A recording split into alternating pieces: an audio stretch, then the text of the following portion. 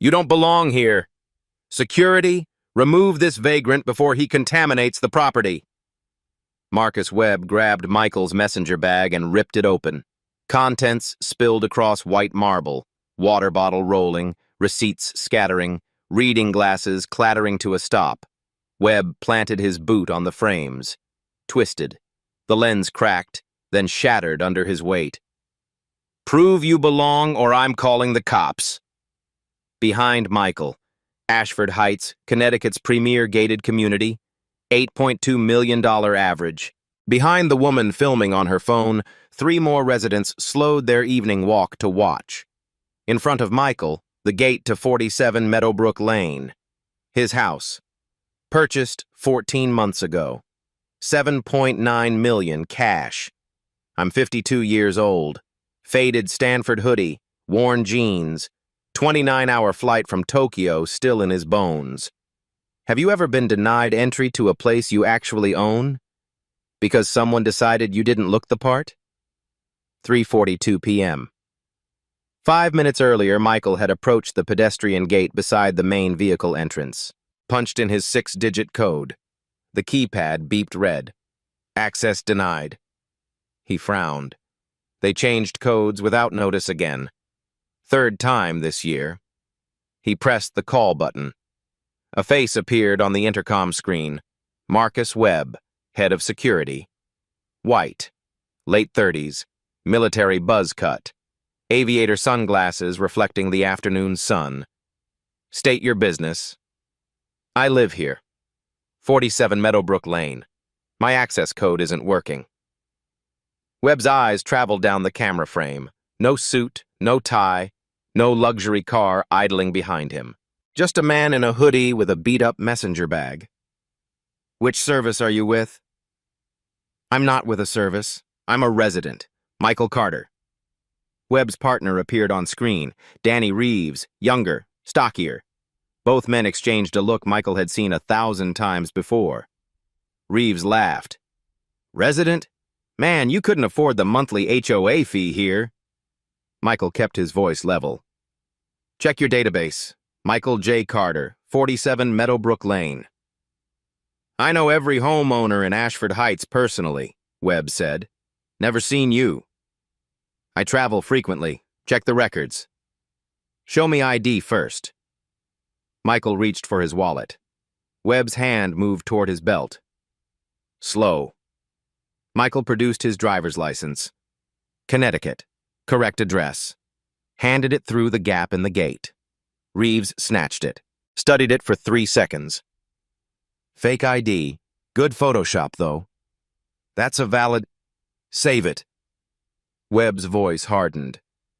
You've got 2 choices. Leave now, or we call Fairfield County Sheriff for trespassing. 15 feet behind Michael, Karen Whitmore stopped walking her Pomeranian. She recognized the opportunity, pulled out her phone, opened Instagram Live. You guys won't believe what's happening at our gate right now, she whispered to her screen. Viewer count, 23, 47, 89, 3:49 p.m. Michael remained still. His voice stayed calm, but something underneath it shifted, a frequency only certain people could hear. I'm asking you to verify my identity through proper channels. Call Ashford Heights Management. Diane Richardson handles my account. It's Saturday. The office is closed. Webb stepped through the pedestrian gate, entering Michael's space. And I'm done wasting time on con artists. Con artist? Michael's eyebrow lifted slightly. You show up dressed like that, no car, fake ID, trying to talk your way into one of the most expensive communities in Connecticut? Webb crossed his arms. We see this all the time. Thieves scope out neighborhoods, memorize addresses, make up stories. Reeves circled behind Michael, cutting off any retreat. Smart ones even print fake business cards, buy props. Michael opened his messenger bag slowly. Both guards tensed. He pulled out 3 items, set them on the stainless steel ledge beside the call button. First, ANA Airlines boarding pass. Tokyo Narita to JFK. Today's date. Seat 2A. Fare clearly printed, $9,400. Second, American Express Centurion card. Black titanium. The card required invitation and a $10,000 annual fee. Third, business card. Embossed lettering. Michael J. Carter, founder and CEO, Apex Global Industries. He said nothing. Let the evidence speak. Webb glanced at the items. His smirk didn't fade. Stolen credit card. Probably grabbed some businessman stuff at the airport. He picked up the business card, held it to the light mockingly. These? FedEx office prints them for $3. Michael's jaw tightened, the first micro-expression of frustration breaking through his composure. He checked his watch. Tag here Monaco, worn leather strap. The kind of watch that cost $3,500 but looked modest enough that most people missed it. I've been traveling 29 hours. My phone died somewhere over the Pacific. I want to go home, shower, and sleep. Please verify my identity through your system. The system says you're not a resident, that's all I need to know. Karen's live stream hit 412 viewers. Comments scrolling faster now. Call the police.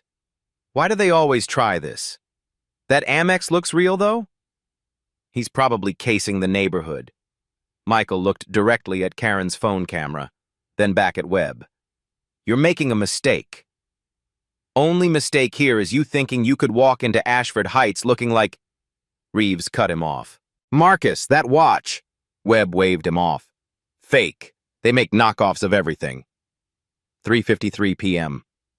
Michael's phone, still dead in his pocket, would have shown 17 missed calls.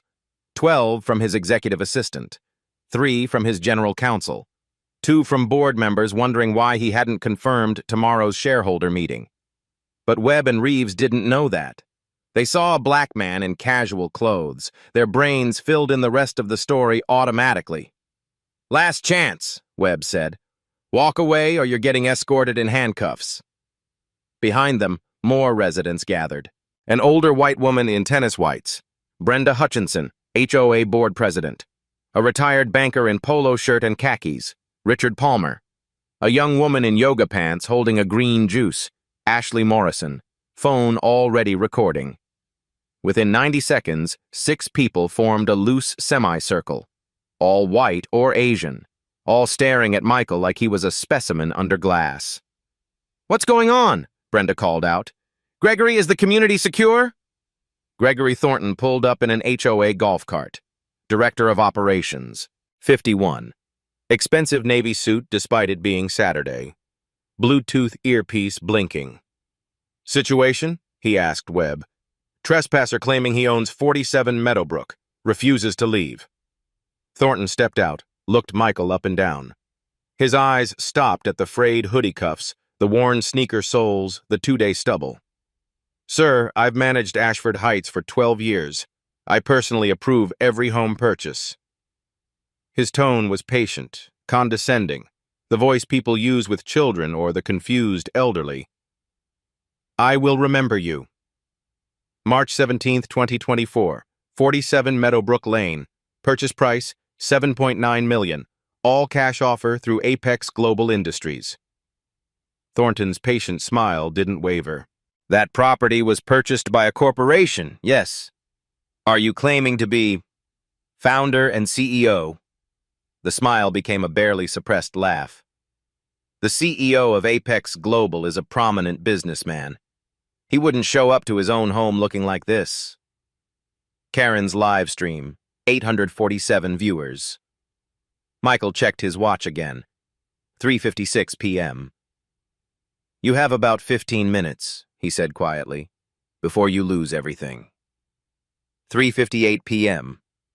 Webb radioed for backup. 3 minutes later, a second golf cart arrived. This one carried the weight of institutional authority.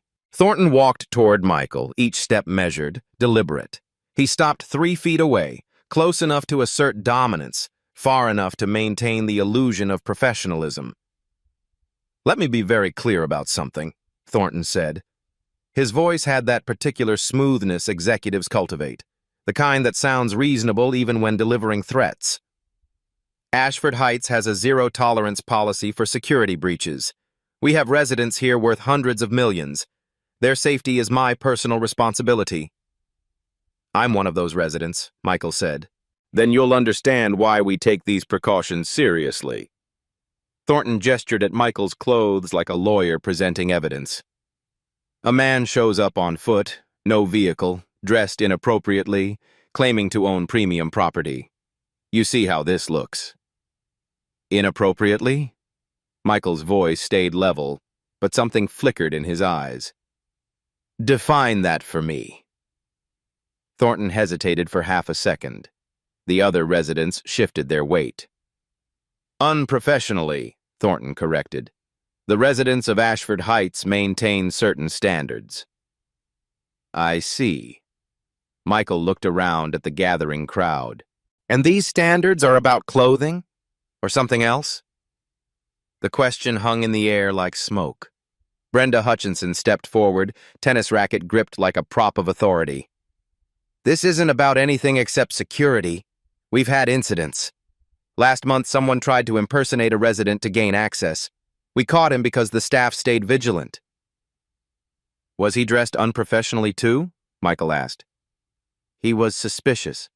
Like you're being suspicious right now. Suspicious how?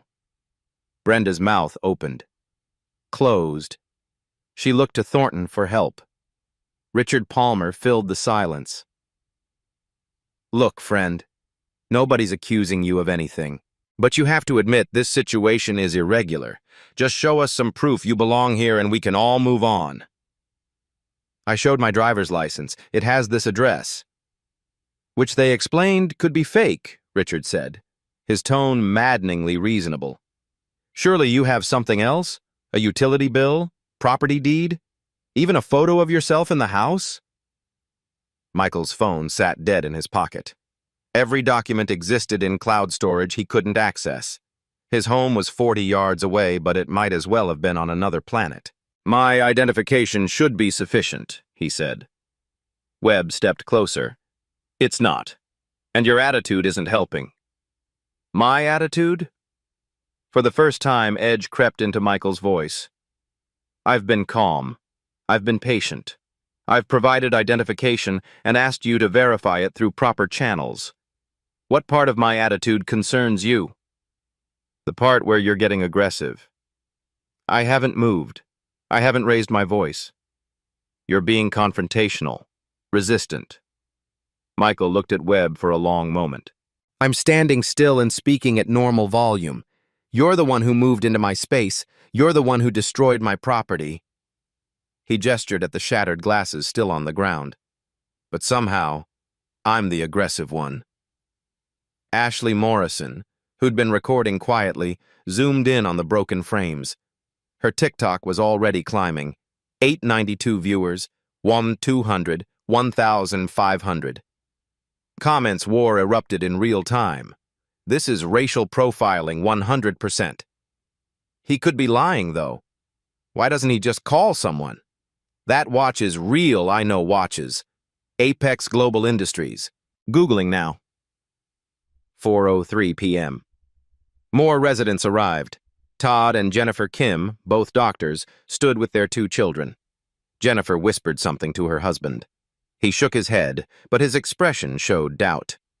Chase Buckley rolled up on his Harley-Davidson, helmet still on. Webb waved him through the vehicle gate without a word. No ID check. No questions. Chase pulled off his helmet inside the gate, saw the crowd, and paused. What's happening? Security situation, Brenda called out. Under control. Michael watched Chase ride through. Interesting. What's interesting? Thornton asked. Last month he entered with his face completely covered. No ID check. Today I show valid identification and get interrogated for 40 minutes. We know Chase. He's been here for years. You knew me too. You shook my hand at closing, told me, "Welcome to Ashford Heights, Mr. Carter." Conference room B. You wore a navy pinstripe suit.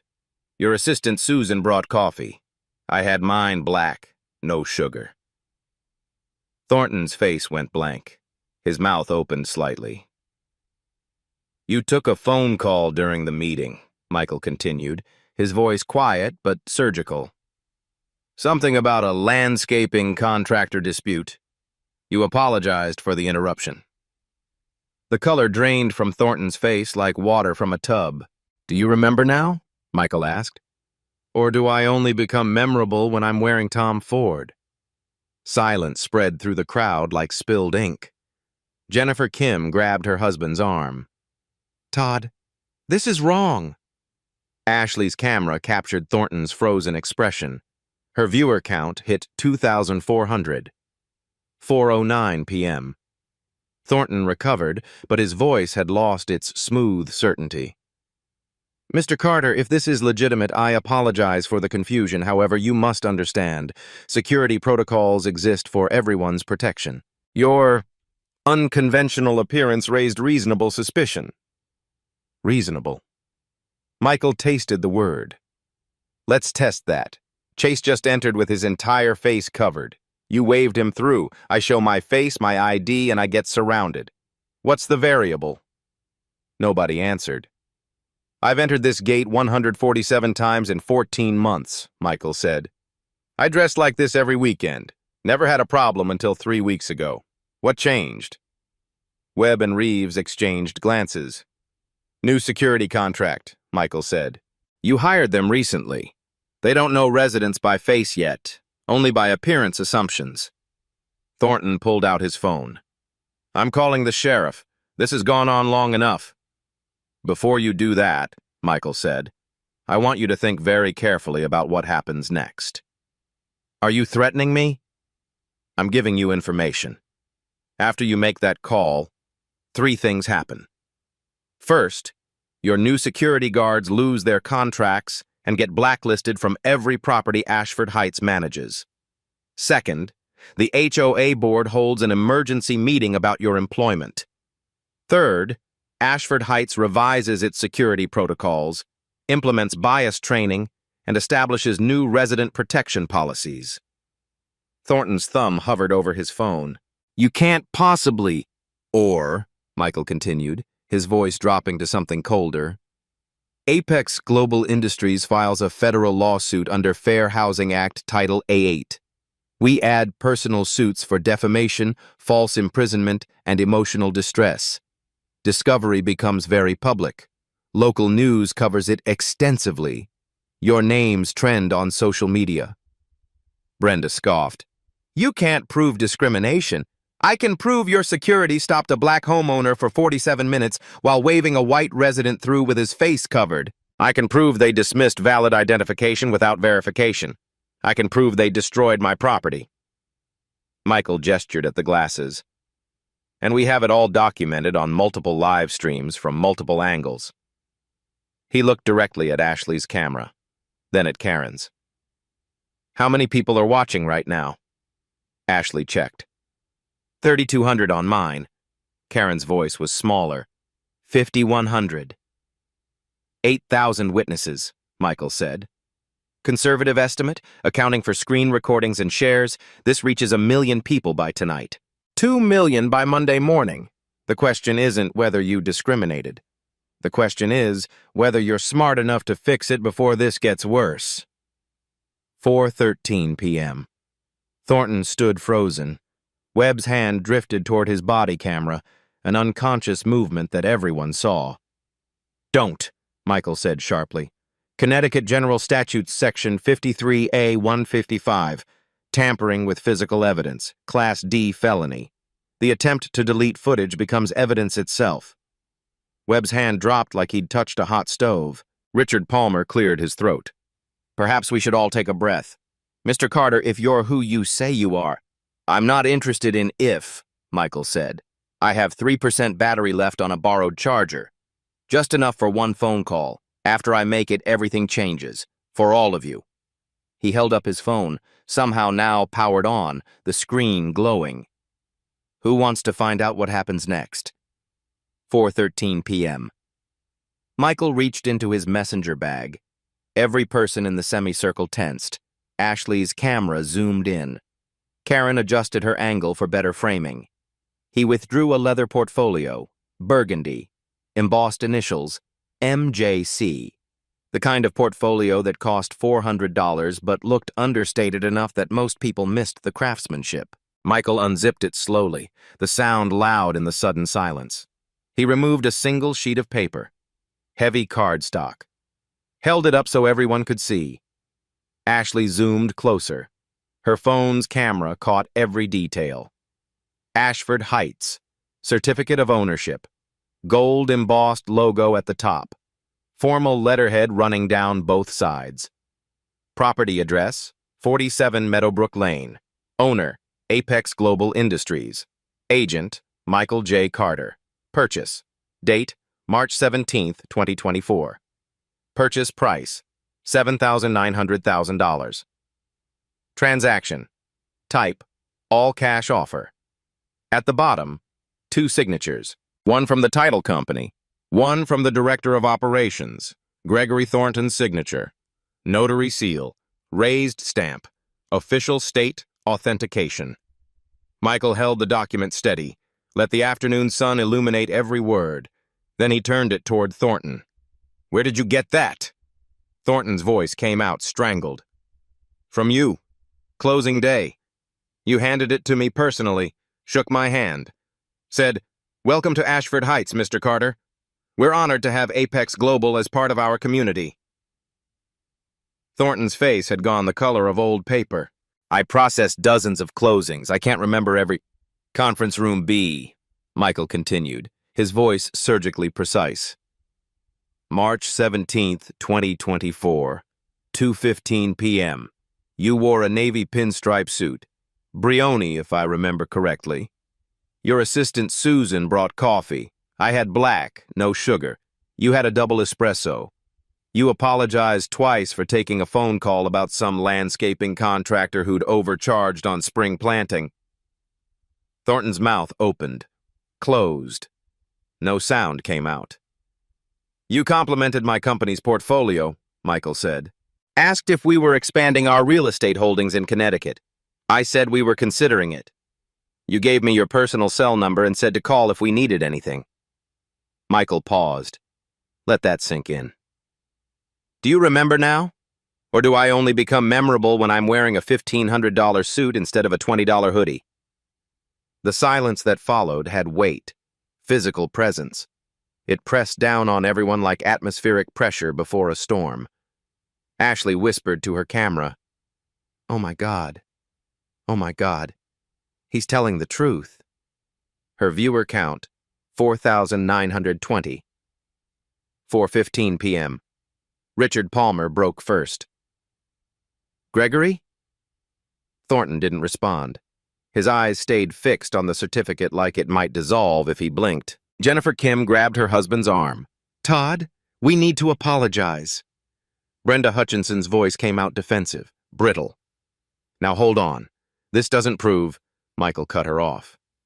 Not rudely, just efficiently. "Here's what it proves, Ms. Hutchinson. At 3:42 p.m. today, I was denied entry to my legally owned property based solely on my appearance. At 3:53, 2 security officers dismissed my valid state identification as fake without any verification attempt. At 4:03, you suggested I was part of a criminal crew casing homes for burglary." He turned to Thornton. "At 4:09, you filed what will become a false police report, describing me as acting aggressive when body camera footage," he gestured at Webb's chest camera, "will show I remained stationary and spoke at normal volume for 47 minutes. Webb's hand drifted toward his body camera again, caught himself, stopped. "Connecticut law is very clear on tampering with evidence," Michael said. "Don't make this worse." Karen's live stream chat exploded. He owns the house." Security guard about to lose everything. This man said, "Brioni suit, I am deceased." Who is Apex Global Industries? Hold on. Someone Google the CEO right now. Several people in the crowd were already pulling out their phones, typing frantically. Chase Buckley, still straddling his Harley inside the gate, called out, "Greg, is this true? This guy actually lives here?" Thornton found his voice. It came out thin, ready. "Mr. Carter, if this is all legitimate, then I sincerely apologize for the confusion. However, you must understand, security protocols exist for everyone's protection. Your unconventional appearance raised reasonable..." "Reasonable?" Michael's voice dropped 20 degrees. "Let's test that theory." He looked at Chase. "Last month, you entered this gate wearing full motorcycle leathers, helmet completely covering your face, dark visor down. Security waved you through without asking for identification. No ID check, no questions. Why?" Chase shifted uncomfortably on his bike. "I mean, they know me." "They knew me too," Michael said. "I've entered this gate 147 times in 14 months. I always dress casually on weekends. Never had issues until 3 weeks ago when you hired new security." He turned back to Webb and Reeves. "You don't recognize residents by face yet. You recognize them by assumptions. White man on an expensive motorcycle? Wave him through. Black man in casual clothes? Criminal until proven otherwise." Webb's jaw clenched. "That's not..." "Save it." Michael's voice carried that quiet authority that comes from years of boardrooms and negotiations. "I'm about to make one phone call. After that call, 3 things happen immediately." He held up one finger. "First, both of you are terminated, effective immediately, and permanently banned from working for any property Ashford Heights manages. That's 183 communities across 7 states. Your security careers in the luxury property sector are over."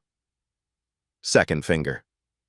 "Second, Mr. Thornton, the HOA board convenes an emergency meeting to review your employment. You've just exposed Ashford Heights to significant legal liability. They'll want to discuss whether that's cause for termination." Third finger. "Third, Ashford Heights corporate headquarters revises security protocols across all properties, implements mandatory bias training, and establishes new resident protection policies. This becomes a case study in how discrimination costs companies millions." Brenda's voice went high and tight. "You can't prove discrimination." Michael reached into his bag again, pulled out his phone. 3% battery showing on the screen. "3 things prove it, Ms. Hutchinson. 1. Your security stopped me for 47 minutes while waving a white resident through with his face completely obscured. 2. They dismissed valid state identification without any verification attempt. 3. We have documented evidence from multiple angles, multiple live streams, and your own body cameras." He held up the phone. "Right now, 8,000 people are watching this unfold in real time. Conservative estimate, accounting for screen recordings and shares, this reaches 1 million people by tonight, 2 million by Monday morning when every local news outlet picks it up." Ashley checked her analytics.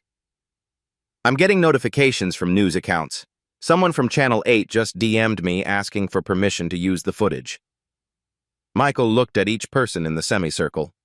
His gaze moved slowly, deliberately, landing on each face for just long enough to be uncomfortable. "The question isn't whether you discriminated," he said.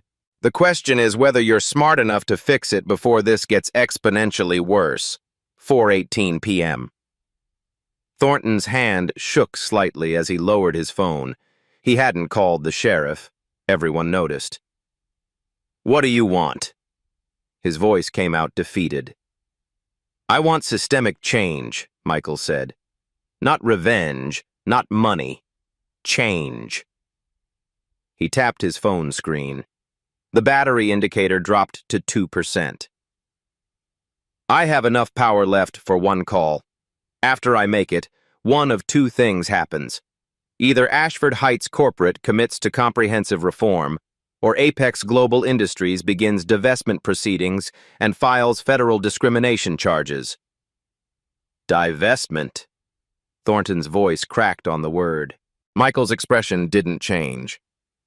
"Apex Global currently holds $847 million in real estate assets across Ashford Heights communities nationwide.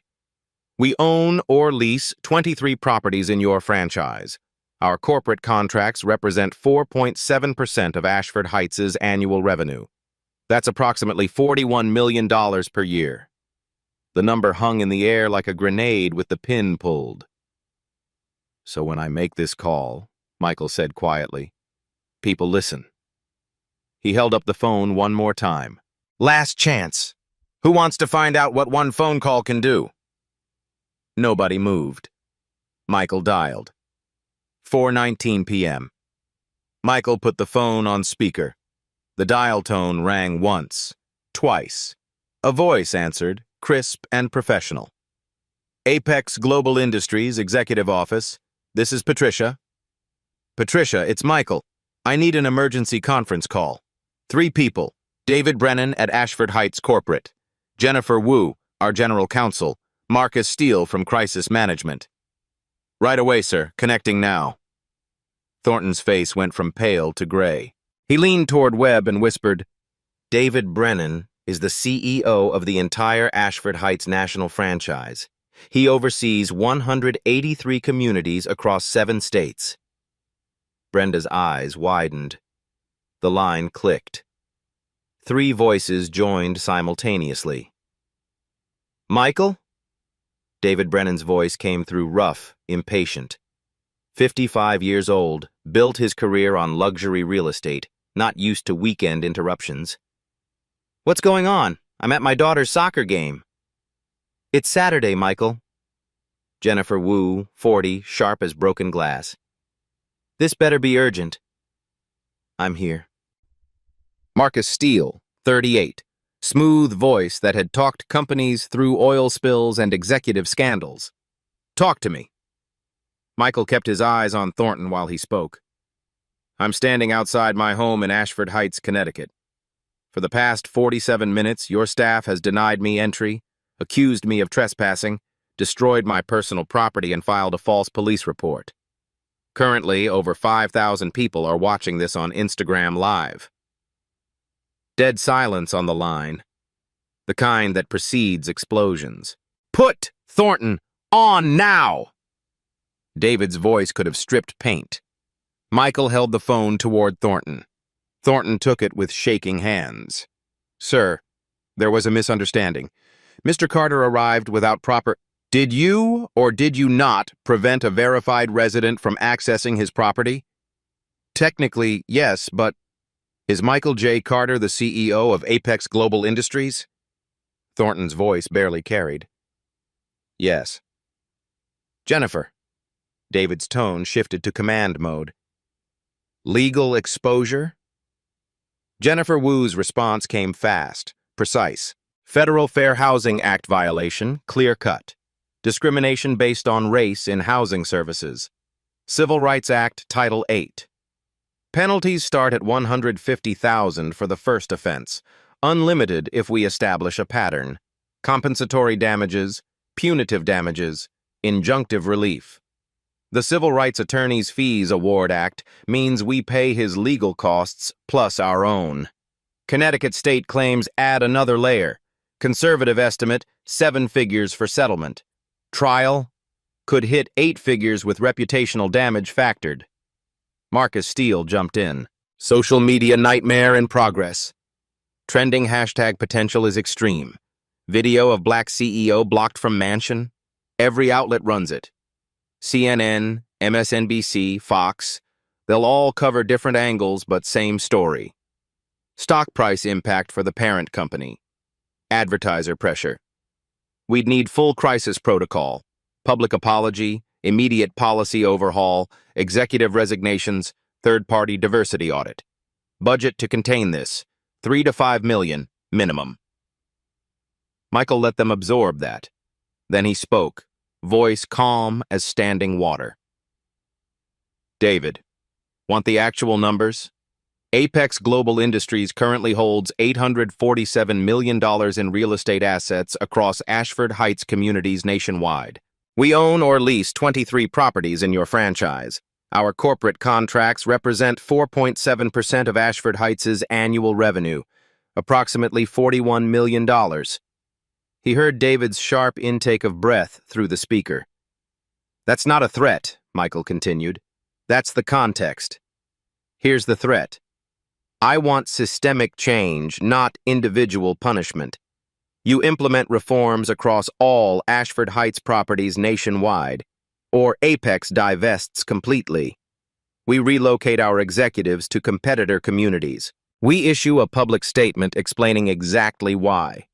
Your franchise loses its flagship corporate client, suffers PR catastrophe, and becomes a case study in business schools about how discrimination kills profits.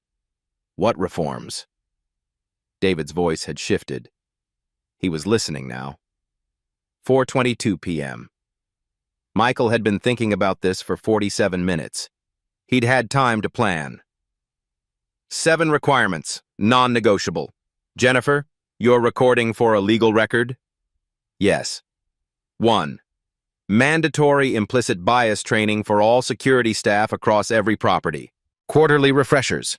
Third-party certification required. Anyone who fails doesn't work. He paused. Let that sink in. 2. Resident verification protocol revision.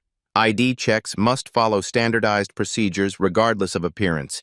Random audits with secret shoppers. Monthly compliance reports. Ashley's camera caught everything. Her viewers had climbed to 6,200. Comments scrolled faster than anyone could read. 3. Body camera footage preservation. 90 days minimum. Independent server storage, not local. Tamper-proof. Any attempt to delete or modify triggers automatic investigation. Webb's face had gone slack. He knew what was coming. 4. Community liaisons.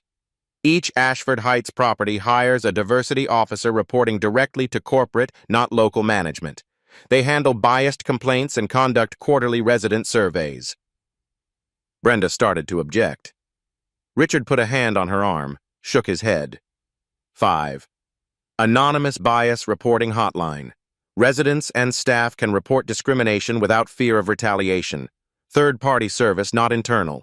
Reports go straight to corporate and legal. Michael's voice never wavered. Each word landed with the weight of contract language.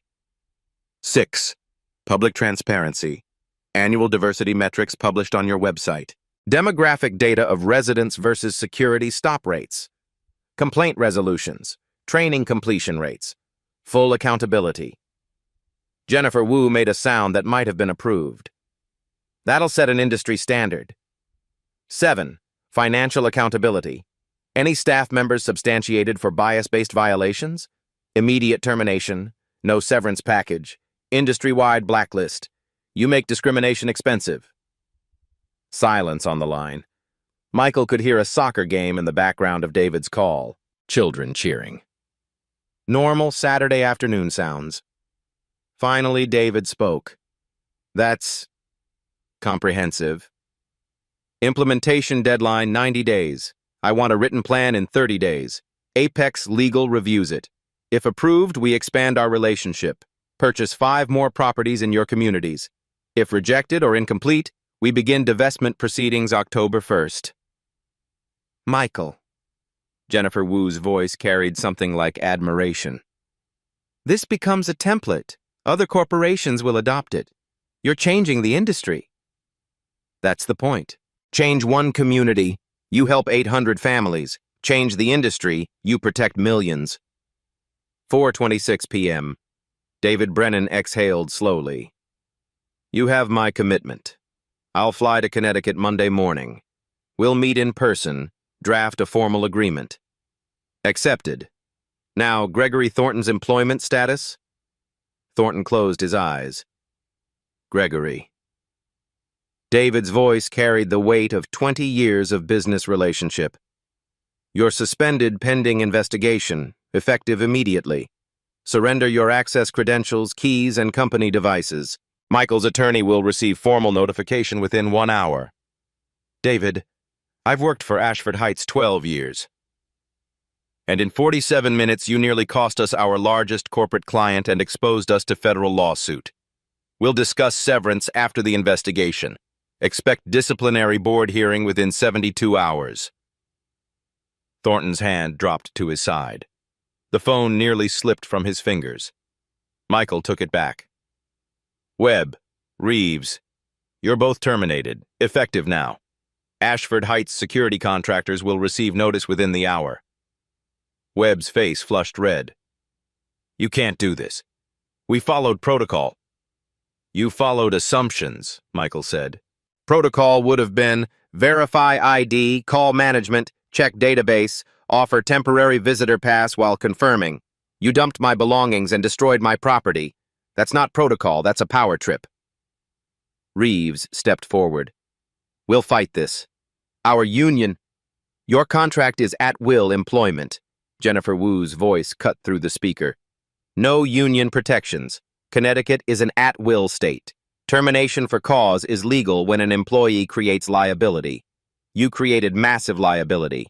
Additionally, destruction of Mr. Carter's eyeglasses constitutes criminal mischief under Connecticut general statutes. He can press charges. I'm not pressing charges, Michael said, but you're both on notice.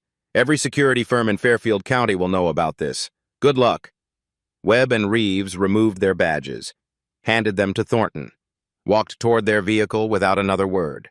The crowd parted to let them through. 4:28 p.m.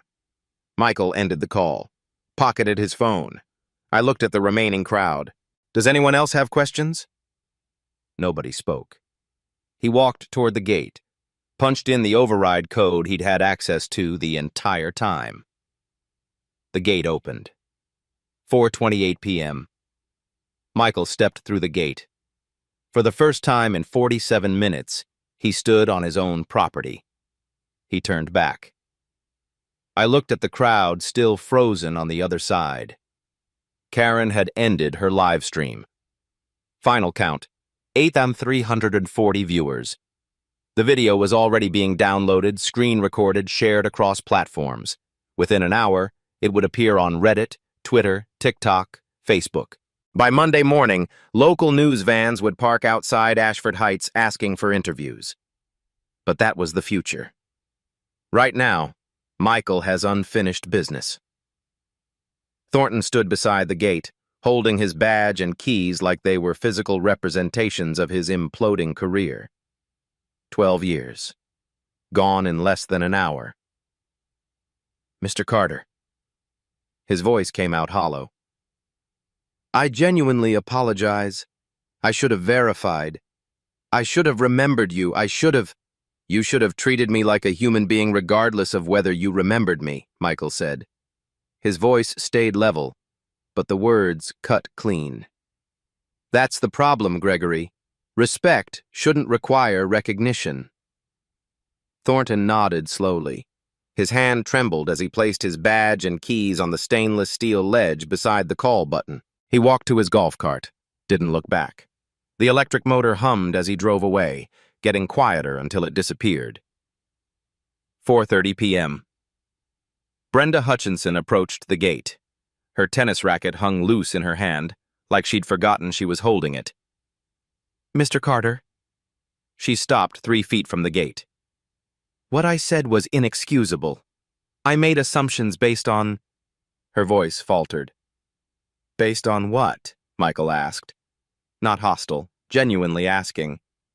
Long pause. Brenda's eyes were wet. Your appearance, your clothing, and your skin color. The words came out ragged. I didn't want to think about it, but seeing your reaction, I realized I saw a black man in casual clothes, and my brain jumped to threat. I'm ashamed. Michael studied her for a moment. I appreciate your honesty. That took courage. It shouldn't have taken courage. It should have been my first thought. Brenda wiped her eyes. What do I do with this shame? Transform it. Attend the bias training when it's offered. Call out other residents when they make similar assumptions. Teach your children better. Michael paused. Shame is useless unless it becomes action. Brenda nodded. I will. I promise. Richard Palmer stepped forward next. Michael. Can I call you Michael? Yes. I stayed silent when I should have spoken up. That makes me complicit. Richard's voice was steady, but his expression showed real discomfort. I told myself I was being neutral, staying out of it. But there's no neutral when someone's being treated unjustly. I'm sorry. Apologies start, not finish, Michael said. Action is what matters. Jennifer Kim came forward with her husband and children. We're sorry too. This was wrong on every level. Her daughter, maybe 8 years old, looked up at Michael. Why were they mean to you? Jennifer started to pull her back. Michael held up a hand. Because sometimes people make quick decisions about others based on how they look instead of who they are, he said to the girl. It's not right, but it happens. That's not fair, the girl said. You're correct. It's not fair. That's why we're going to change it. Chase Buckley had dismounted his Harley. He approached slowly, helmet under his arm. I've been waved through dozens of times without ID. Never thought about why. He looked uncomfortable. That privilege, I never earned it. Just had it. I'm sorry, man. You can't control what privilege you're born with, Michael said. But you can control what you do with it. Use it to speak up. That's all anyone can ask. 4:33 p.m. Ashley was still recording. She'd switched to her regular camera now, not live stream. Mr. Carter, I'm posting this entire interaction. With your permission. The world needs to see what happened and how you handled it. Post it, Michael said, but add context. This isn't about individual villains. It's about systems that condition us to see some people as suspicious and others as safe based on packaging. Change the system, you change outcomes. Ashley nodded, already typing notes in her phone. Karen approached last. Her Pomeranian had long since gotten bored and was sniffing the grass. I started that live stream thinking I was documenting a security incident, she said quietly. I didn't realize I was documenting discrimination. I'm sorry I contributed to your humiliation. You documented evidence, Michael said. Without that video, this becomes he said, she said. You gave me leverage, unintentionally, but still. Karen looked surprised. I never thought of it that way. Most people don't think about the power of documentation until they need it. One of the residents, a younger man Michael didn't recognize, called out, Why didn't you just use the override code from the beginning? You had access the whole time, right? Michael turned to face him fully. Because I shouldn't have to. The override code is for emergencies, locked out after midnight, medical crisis, fire. Not for proving my humanity. He paused. If I'd used it immediately, the problem wouldn't be exposed. Systems don't change when we work around them. They change when we force them to confront their failures. The young man absorbed that, nodded slowly. 4:35 p.m. Michael picked up his broken glasses from the ground. One lens shattered completely, frame bent. He looked at them for a moment, then pocketed them. These cost $300, he said to no one in particular. But that's not why they matter. They matter because someone thought destroying them would put me in my place. Though making me pick up my scattered belongings off the ground would teach me I don't belong. He looked up at the crowd. The lesson they actually taught is why documentation matters. Why witnesses matter. Why can't we stay silent when we see injustice, especially, when it's not happening to us? He turned toward his house, paused. I looked back one more time. Ashford Heights will change. Not because I'm rich, not because I threatened lawsuits, but because discrimination is expensive. It costs companies money. It costs communities safety. It costs individuals dignity. When you make the cost high enough, people change the system. He walked up his driveway, past the rose bushes he'd planted himself, Queen Elizabeth on the left, golden celebrations on the right, past the irrigation system he'd installed because the eastern exposure dried them out. His house, his home, always had been. He just had to prove it. 3 months later, a consultant reviewed progress reports with Michael over video call. The numbers told a story. Gate stop disparities down 71% across all 183 properties. 0 discrimination complaints filed, down from 47 the previous quarter. Security staff satisfaction increased because clearer guidelines protected them from liability. Corporate client retention increased 8% because companies saw Ashford Heights as progressive partner. "How are residents feeling?" Michael asked. Anonymous surveys show 94% of Black residents report feeling safer and more respected compared to 6 months ago. Michael smiled. First genuine smile in months. He'd framed the broken glasses. They hung in his office now, not as a trophy, as a reminder. Dignity isn't about avoiding confrontation. It's about transforming confrontation into progress. December, 6 months later. The reforms didn't just happen on paper. They happened in practice. Ashford Heights implemented the Resident Dignity Protocol across all properties.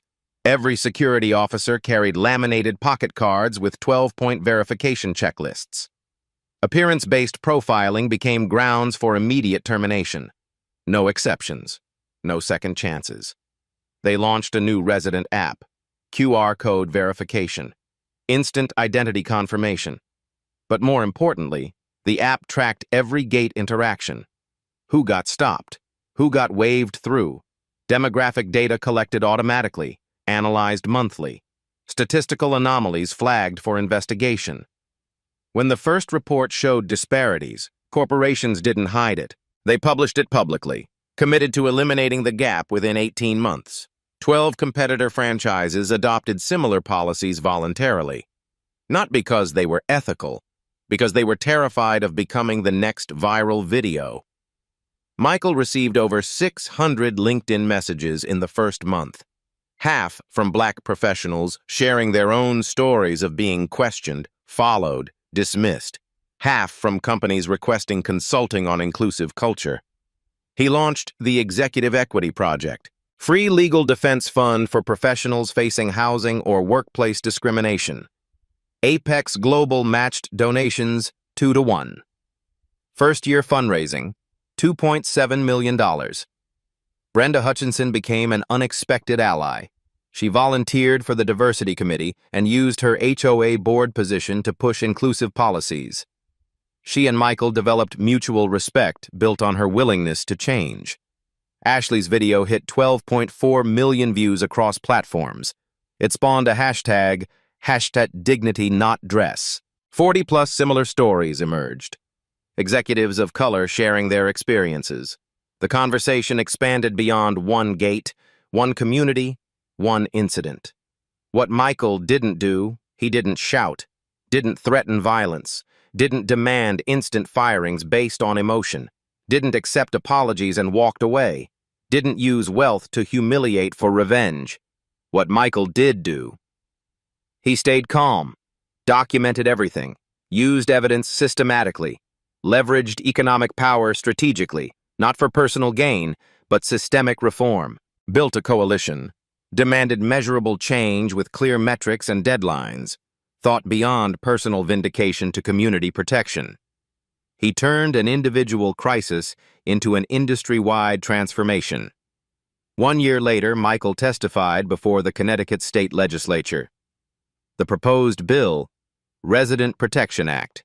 It required bias training for all private security in gated communities, mandatory body cameras, independent oversight boards, public reporting of demographic data. The bill passed with bipartisan support. 6 other states introduced similar legislation within 90 days. The deeper victory, Michael didn't just win access to his home. He didn't just get people fired.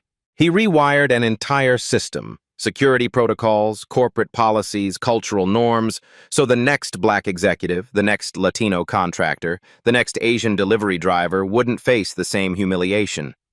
Revenge is temporary satisfaction. Reform has a generational impact. From a later interview, Michael explained his philosophy. They tried to make me small. I responded by thinking bigger. They saw one man in a hoodie. I saw 183 communities with flawed systems. They wanted me gone. I wanted everyone protected. That asymmetry, their smallness versus my expansiveness, is how you win permanently. Your turn. Stories like Michael's happen every day, not always at mansion gates. Sometimes at retail stores where staff follow black shoppers through every aisle, airports where TSA randomly selects brown passengers repeatedly, office buildings where security demands ID from employees of color but waves white colleagues through, restaurants where hosts seat certain customers near bathrooms or kitchens, neighborhoods where residents call police on black people who don't belong. The question isn't whether this happens. The question is, what will you do when you witness it? Will you stay silent, make excuses, record and share, speak up immediately, examine your own biases? Michael's story teaches us, document everything. Video, witnesses, timestamps matter. Truth needs evidence. Stay calm, think strategically. Anger is valid, but strategy is powerful. Michael won because he outthought them, not outshouted them. Demand systems change, not just apologies. Individual remorse fades. Policy reforms protect everyone who comes after. Use your privilege to amplify. If you're the one who gets waved through, acknowledge it. Use that platform to advocate for those who don't have it. Small actions compound. One video sparked reform across 183 communities. Your comment, your share, your willingness to speak up in the moment, it matters. Take action now. Drop a comment below. Have you or someone you know experienced being judged, blocked, or dismissed based on appearance? Share your story. Let's build a record that this isn't isolated. It's systemic. Share this video. Tag 3 friends who need to see this. Use #DignityNotDress and Black Voices Uncut. Visibility creates accountability. Subscribe to Black Voices Uncut. We share stories of resilience, resistance, and reform. Stories where intelligence triumphs over ignorance, where strategy beats stereotype, where one person's courage becomes community transformation. Challenge yourself this week. Notice your own assumptions. When you see someone and make instant judgments about who they are, what they can afford, where they belong, pause. Ask yourself, what am I basing this on? Would I think differently if they looked different? To everyone watching, your dignity is not up for debate. Your presence is not suspicious. Your success is not accidental. When the world tries to shrink you, expand anyway. When they deny you entry, change the entire entrance system. Silence is a choice. Neutrality supports the status quo. As Michael said, respect shouldn't require recognition. Treat people like people. It's not complicated. At Black Voices Uncut, we don't polish away the pain or water down the message. We tell it like it is because the truth deserves nothing less. If today's story spoke to you, click like, join the conversation in the comments, and subscribe so you'll be here for the next Uncut Voice.